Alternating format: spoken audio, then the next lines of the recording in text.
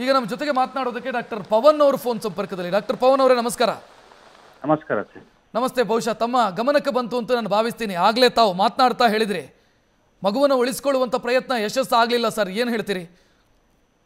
Mostly ಸ್ವಲ್ಪ late ಆಗಿರ್ಬೋದು, ಯಾಕಂದ್ರೆ ಇನ್ನು ಆಕ್ಸಿಜನ್ ಬೇಗ ಕೊಟ್ಟು ಸ್ವಲ್ಪ ತ್ವರಿತಗತಿಯಲ್ಲಿ ಕಾರ್ಯಾಚರಣೆ ನಡೆಸಿದ್ರೆ ಆಗ್ತಿತ್ತೇನೋ. ಪಾಪ ಅಲ್ಲಿನ ಪರಿಸ್ಥಿತಿಗೆ ತಕ್ಕಂಗೆ ಈಗ ಅವರು ಎಲ್ಲ ಟ್ರೈ ಮಾಡಿರ್ತಾರೆ. ಬಟ್ ಆದ್ರೂ ಸ್ವಲ್ಪ ಲೇಟ್ ಆಗಿರೋದ್ರಿಂದ ಏನಾಗುತ್ತೆ, ಒಳಗಡೆ ಇರೋ ಆಕ್ಸಿಜನ್ ಏನಿರುತ್ತೆ ಅದೆಲ್ಲ ಖಾಲಿ ಆದ್ಮೇಲೆ ಸೊ ತುಂಬಾ ಕಷ್ಟ ಆಗಿರುತ್ತೆ. ಯಾಕಂದ್ರೆ ಕಾರ್ಬನ್ ಡೈಆಕ್ಸೈಡ್ ಜಾಸ್ತಿ ಆಗಿ ಮಗು ಮೋಸ್ಟ್ಲಿ ಸಫೋಕೇಶನ್ ಆಗಿ ಡೆತ್ ಆಗಿರುತ್ತೆ. ಸರ್, ಅದನ್ನ ಮಗುವನ್ನ ರಕ್ಷಣೆ ಮಾಡಿದ ಸಂದರ್ಭದಲ್ಲಿ, ಅಂದ್ರೆ ಅವಶೇಷದ ಅಡಿಯಿಂದ ತೆಗೆದ ಸಂದರ್ಭದಲ್ಲಿ ಮಗು ಜೀವಂತ ಇತ್ತು ಅನ್ನುವಂಥ ಮಾಹಿತಿ, ಆದ್ರೆ ಕೊಂಡೊಯ್ಯೋ ದಾರಿ ಮಧ್ಯದಲ್ಲೆಲ್ಲ ಮೃತಪಟ್ಟಿದೆ ಅಂತ. ಆದ್ರೆ ಏನಂದ್ರೆ ಆಕ್ಸಿಜನ್ ಮೋಸ್ಟ್ಲಿ ತುಂಬಾ ಕಮ್ಮಿ ಆಗ್ಬಿಟ್ಟಿರುತ್ತೆ. ಸೊ ಅದರಿಂದ ಅದಕ್ಕೆ ಆಕ್ಸಿಜನ್ ಸಾಕಾಗ್ತಿರಲ್ಲ. ಏನ್ ಸ್ವಲ್ಪ ಈಗ ಜೀವಂತವಾಗಿದ್ರು ಇನ್ನೊಂದು ಆಹಾರ ಕೂಡ ಏನು ಇರ್ಲಿಲ್ಲ. ಬಟ್ ಆಹಾರನೂ ಇಲ್ಲದೆ ಇರುವಾಗ, ಅದು ಎಸ್ಪೆಷಲಿ ಮಕ್ಕಳಿಗೆ ತುಂಬಾ ಹೊತ್ತು ಆಹಾರ ಇಲ್ಲದೆ ಜೀವಿಸೋದಕ್ಕೆ ತುಂಬಾ ಕಷ್ಟ ಆಗುತ್ತೆ. ಈಗ ದೊಡ್ಡವ್ರಿಗಾದ್ರೆ ನಮ್ಗೆ ಫ್ಯಾಟ್ ಸ್ಟೋರ್ಸ್ ಇವೆಲ್ಲಾನು ಇರುತ್ತೆ.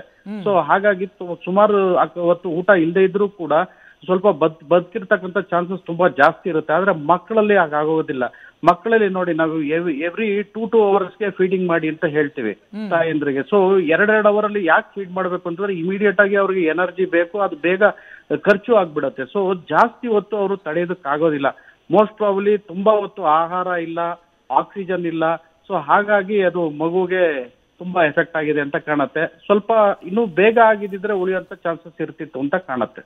ಸರ್, ಆ ವಿಡಿಯೋ ತಾವು ನೋಡಿದ್ರಿ ಅಂತ ನಾನು ಭಾವಿಸ್ತೀನಿ. ಆರಂಭದಲ್ಲಿ ಮಗು ಏನು ಗೊತ್ತೇ ಇಲ್ಲದ ರೀತಿಯಲ್ಲಿ ಕೈ ಆಡಿಸ್ತಾ ಇತ್ತು, ಅಂದ್ರೆ ಕೈಕಾಲ ಆಡಿಸ್ತಾ ಇತ್ತು ಮಗು. ಏನಾಗಿದೆ ಅನ್ನೋದು ಆ ಮಗುವಿಗೆ ಗೊತ್ತಾಗುವಂತ ವಯಸ್ಸು ಅಲ್ಲ. ಅಂದ್ರೆ ಅದೇ ಈಗ ನೋಡಿ ಏನಾಗುತ್ತೆ, ಮಗುಗೆ ಈಗ ಅಟ್ಲೀಸ್ಟ್ ಏನ್ ಮಾಡ್ಬೇಕು, ಸ್ವಲ್ಪ ಇನ್ನೊಂಚೂರು ದೊಡ್ಡ ಮಗು ಆಗಿದ್ರೆ ಹೊರಗಡೆಯಿಂದ ಆಹಾರ ಏನಾದ್ರೂ ಒಳಗಡೆ ಕಳಿಸಿ, ಅಥವಾ ಟ್ಯೂಬ್ ಅಲ್ಲಿ ಒಂದು ಹಾಲು ಇರ್ಬೋದು ಅಥವಾ ಜ್ಯೂಸ್ ಇರ್ಬೋದು ಅಂತದ್ದು ಏನಾದ್ರೂ ಕಳಿಸಿ ಮಗುವಿಗೆ ಸ್ವಲ್ಪ ಆರಾಮಾಗಿ, ಸ್ವಲ್ಪ ಇನ್ನೂ ಒಂಚೂರು ಎನರ್ಜಿ ಬರೋ ಹಾಗೆ, ಇನ್ನೂ ಜಾಸ್ತಿ ಹೊತ್ತು ಅಲ್ಲಿ ಒಳಗಡೆ ಜೀವಂತ ಇರೋ ಹಾಗೆ ಮಾಡ್ಬೋದಾಗಿತ್ತು. ಬಟ್ ತೀರಾ ಸಣ್ಣ ಮಗು ಇರೋದ್ರಿಂದ, 1 ವರ್ಷದ ಮಗು ಪಾಪ ಏನೂ ಮಾಡೋದಕ್ಕೂ ಆಗಲ್ಲ. ಸೊ ಅದಕ್ಕೆ ಏನಾಗಿದೆ ಅಂತಾನೂ ಗೊತ್ತಾಗ್ತಿರಲ್ಲ. ಸೊ ಹಾಗಾಗಿ ಅದು ತುಂಬಾ ಕಷ್ಟದ ಸ್ಥಿತಿ ಅಂತಾನೆ ಹೇಳ್ಬೇಕು. ಸೊ ಅದು ನಿಧಾನವಾಗಿ ಆಕ್ಸಿಜನ್ ಲೆವೆಲ್ ಕಮ್ಮಿ ಆಗಿ ಅದು ಕಾರ್ಬನ್ ಡೈಆಕ್ಸೈಡ್ ಅಕ್ಯುಮುಲೇಟ್ ಆಗ್ತಾ, ಪ್ಲಸ್ ಇನ್ನೊಂದು ಅದೆಲ್ಲ ಕುಸಿದು ಬಿದ್ದಾಗ ಈ ಡಸ್ಟ್ ಇರ್ಬೋದು, ಧೂಳು ಇರ್ಬೋದು, ಪ್ರತಿಯೊಂದು ಇವೆಲ್ಲಾನು ಸೇರ್ಕೊಂಡು ಏನಾಗುತ್ತೆ, ಅದು ಇನ್ನೂ ಸಫೋಕೇಶನ್ ಜಾಸ್ತಿ ಆಗಿರುತ್ತೆ. ಸೊ ಲಂಗ್ಸ್ ಮೇಲೆ ತೀರಾ ಒತ್ತಡ ಆಗಿ ಅದು ರೆಸ್ಪಿರೇಟರಿ ಸಪ್ರೆಷನ್ ಆಗಿರುತ್ತೆ. ಸೊ ಹಾಗಾಗಿ ನಿಧಾನವಾಗಿ ಅದು ಸಾವನ್ನಪ್ಪಿರುತ್ತೆ.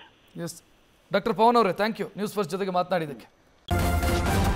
ನ್ಯೂಸ್ ಫಸ್ಟ್ ನಿರ್ಭೀತಿಯಿಂದ ನಿಮ್ಮ ಪರವಾಗಿ.